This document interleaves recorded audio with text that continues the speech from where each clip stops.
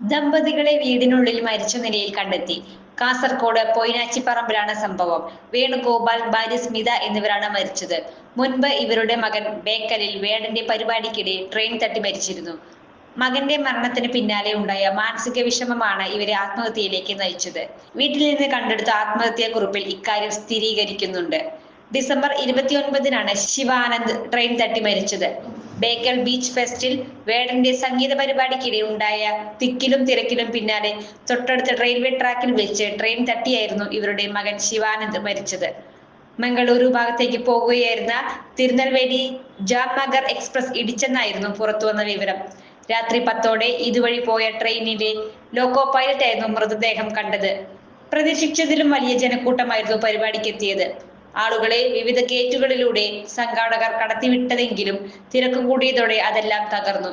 വേടൻ വൈകിയതിനാൽ പറഞ്ഞതിലും 1.5 മണിക്കൂർ വൈകിയായിരുന്നു പരിപാടി ആരംഭിച്ചത്. സംഗീത പരിപാടി നടന്ന ബീച്ച് പാർക്കിലേക്ക് ബേക്കൽ റെയിൽവേ സ്റ്റേഷനിൽ നിന്ന് അനധികൃതമായി കയറാനുള്ള വഴികളെല്ലാം റെയിൽവേ അടച്ചിരുന്നു. എന്നാൽ ഇത് മറികടന്ന് പാർക്കിലെത്താനുള്ള ശ്രമമാണ് അപകടത്തിന് കാരണമെന്നതാണ് നിഗമനം.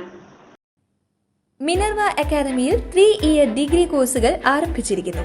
Medical lab technology, operation theatre technology, cardiac care technology, dialysis technology, hospital sterilization (CSSD), radiology technology, optometry technology കൂടാതെ ഹോസ്പിറ്റൽ മാനേജ്മെന്റ് MBA കോഴ്സുകളും ആരംഭിക്കുന്നു.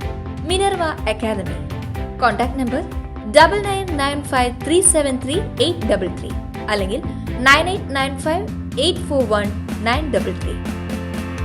Minerva Academy, skill and professional studies. കൂടുതൽ വാർത്തകൾക്ക് ഞങ്ങളുടെ ചാനൽ സബ്സ്ക്രൈബ് ചെയ്യുക. ഫേസ്ബുക്ക് ഫോളോ അപ്പ് ചെയ്യുക. വാർത്തകൾ വേഗത്തിലറിയാൻ Anytime News.